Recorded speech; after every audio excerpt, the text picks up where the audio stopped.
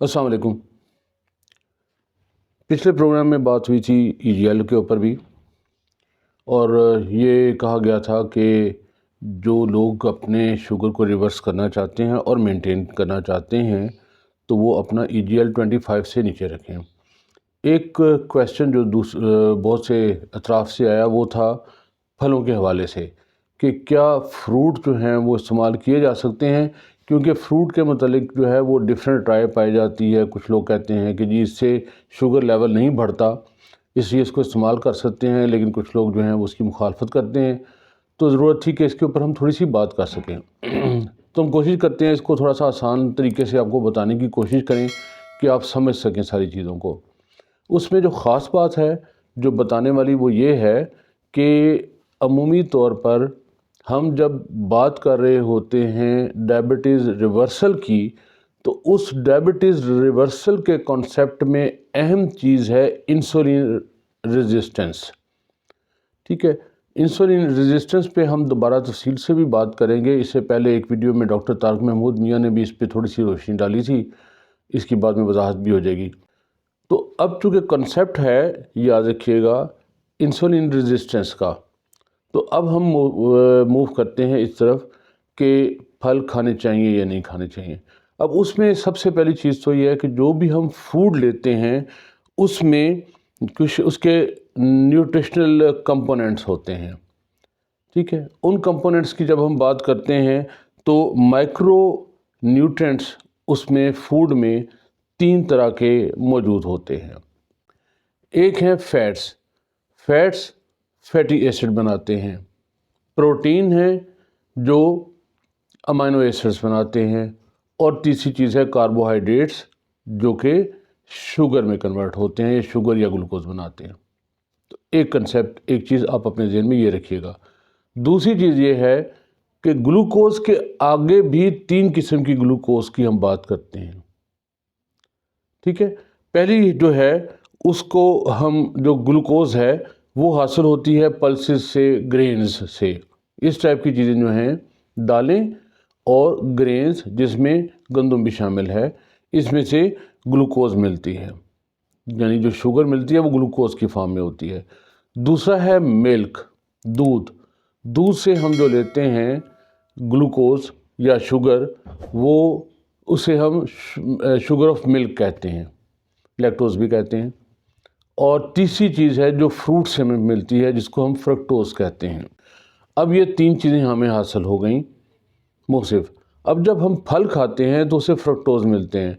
Fructose जो है, जो शुगर की फॉर्म है या जो चीज़ है, इसको समझने की ज़रूरत है कि ये पूरे खून में या दूसरी जगहों पर नहीं जाता, ये बराह रास्त सीधा इसमें लीवर में चले जाता है, जिगर में चले जाता है। इसको लीवर तक जाने के लिए किसी इंसुलिन की ज़रूरत नहीं होती।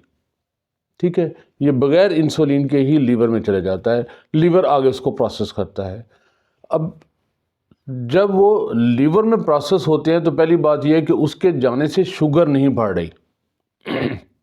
समझ रहे हैं आप बात को कि फ्रक्टोज जो हैं वो जब अंदर जाते हैं, जब फल खाते हैं, तो उसकी जो शुगर है वो बराह रास्त बग़ैर किसी और मीडियम को इस्तेमाल किए वो सीधी चली जाती है लीवर में, और लीवर उसको प्रोसेस कर रहा होता है। उसको चूँकि इंसुलिन रिक्वायर्ड नहीं है, इसलिए आपको जिस वक्त आप इसका टेस्ट करते हैं, शुगर का ब्लड टेस्ट करते हैं, तो उस वक्त में आपको उसमें शुगर नहीं मिलती क्योंकि वो चली गई है जिगर में।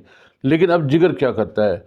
जिगर उसके मतलब लीवर में असल में वो प्रोसेस या वो मशीन लगी हुई है जो इसको लैक्टोज को तोड़ती है तो वो उसके 4 हिस्सों में उसको तकसीम कर देती है।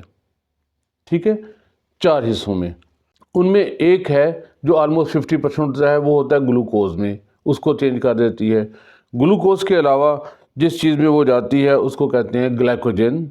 ये एक किस्म की आप समझ लीजिए कि एनर्जी है जिसमें ये कन्वर्ट करती है। इसके अलावा ये तीसरी चीज़ जो बनती है लैक्टेट, वो भी एक किस्म की एनर्जी है, क्योंकि कहते हैं कि लैक्टेट लेवल जो है वो एक ख़ास हद से ज़्यादा बढ़ना नहीं चाहिए, वो ज़्यादा उसकी रिक्वायर्ड नहीं। और चौथी और आखिरी जो चीज़ है वो है ट्राइग्लिसराइड। ये ٹرائگلیسرائڈ بالکل آپ نے سنا ہوا ہے، جس وقت آپ لیپڈ پروفائل کرتے ہیں تو اس میں ٹرائگلیسرائڈ کا ذکر آتا ہے۔ اب شوگر جو اضافی شوگر ہے، جس کو جو استعمال کے بعد بچتی ہے، جو اضافی شوگر ہے اس کو وہ فیٹ میں کنورٹ ہو جاتی ہے، اور جب وہ فیٹ میں کنورٹ ہوتی ہے آپ کے لیور کے اندر تو ایک خاص حد سے زیادہ جب اس کی مقدار ہو جاتی ہے تو وہ آپ کے الٹرا ساؤنڈ میں آ جاتی ہے۔ جب آپ اس کو کرواتے ہیں تو وہ آپ کا فیٹی لیور میں کنورٹ کر دیتی ہے، سو اس طریقے سے آپ کا لیور فیٹی لیور ہو جاتا ہے، تو وہ چیز جو ہے وہ پھر نقصان دہ ہو جاتی ہے۔ اب یاد رکھیں کہ جس وقت آپ بلڈ ٹیسٹ کرواتے ہیں تو آپ کا جو شوگر لیول ہے وہاں پر آپ کا گلوکوز لیول چیک کیا جا رہا ہوتا ہے، ٹھیک ہے، وہاں پر آپ کا ڈائبٹیز کے لیے گلوکوز لیول ہوتا ہے، نہ کہ آپ کا فرکٹوز لیول، تو وہ اس میں نہیں آتا۔ اس لیے میرا یہ آپ ماننا ہے کہ وہ لوگ جو یا تو اوور ویٹ ہیں، جن کا وزن وہ بہت زیادہ ہے، وہ پھلوں کا استعمال نہ کریں، نمبر 1۔ نمبر 2، جن کا ٹرائگلیسرائڈ زیادہ ہے وہ اس کو نہ استعمال کریں۔ نمبر 3، وہ لوگ جو فیٹی لیور کا شکار ہے وہ پھلوں کا استعمال نہ کریں۔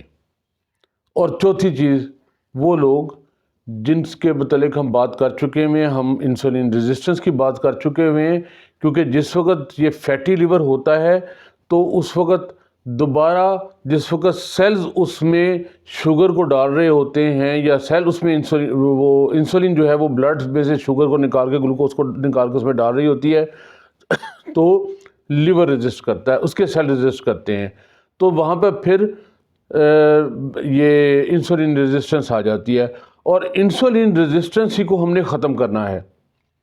اس کو ختم کریں گے تو ہماری شوگر ریورس ہوگی۔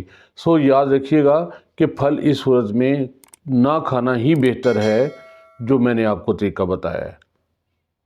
تو اس کے اوپر مزید ویڈیوز کریں گے، اگر آپ کا کوئی کویشچن ہو تو آپ اس میں شامل کر سکتے ہیں۔ اپنا خیال رکھیے گا، بہت شکریہ، اللہ حافظ۔